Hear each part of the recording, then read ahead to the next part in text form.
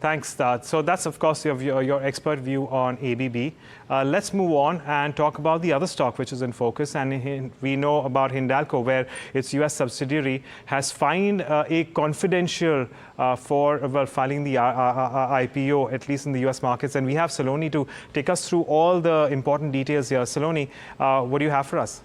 Yes, Agam. So, Novelis, the wholly owned subsidiary of Hindalco, has confidentially filed for an IPO with the US SEC. And what it said in the document is that the common shares are expected to be offered by sole shareholder, which is Hindalco in this case. And Novelis will not receive any proceeds from the sale of common shares. So, which means that most of the proceeds will come to Hindalco. Now, we spoke to a few experts and also went through a brokerage notes to understand exactly what the details, help us understand that. So the main motive is that it is going to be done to unlock value, and also now because it's confidential IPO, which means that the details are still just with the regulator and not public. So we don't have the exact details of how much the promoter is intending to sell and what is the timeline of the same. But the key questions here again remains that what is the extent of stake dilution? How much stake will Hindalco be selling? And also why IPO when Hindalco's domestic business is not in need of money? Now Hindalco has a cash balance of over 3,000 crore,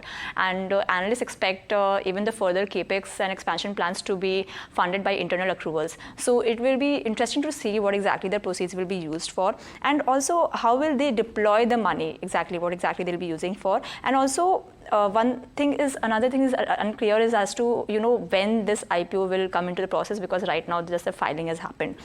We also saw at the valuation metrics to understand where Novelis and Hindalco stand. So Nuvama has assigned about 6.5 times EV/EBITDA to value Novelis on the FY26 earnings estimates, and they have derived at a market cap of about $9.6 billion for Novelis, which is about 361 per share of Hindalco.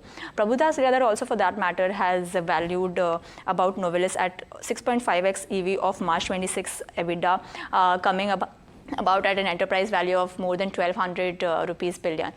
So we are actually tracking this story very closely, and we'll come with you with more updates as and when it unfolds. Sure, fair enough, Saloni. But thanks for getting us all that you have so far on Hindalco and, of course, Novelis, which could potentially see an IPO on the cards very soon.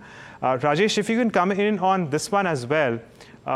Perhaps expectations of some of these funds to be realized by the promoter group Nalco.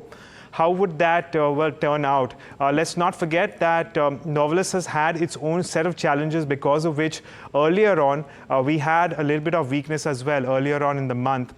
Considering all these factors and taking all these factors into consideration, what is your stance on Hindalco?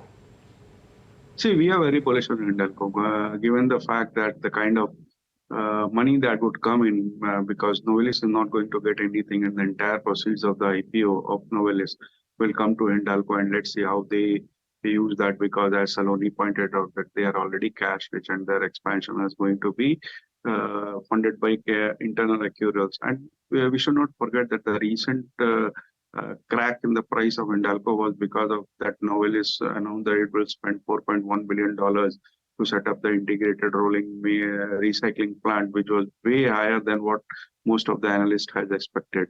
So it would be very interesting to find out how things pan out. But at this point of time, at 500 odd rupees, I think Hindalco is a good buy for medium to long-term investors. Okay.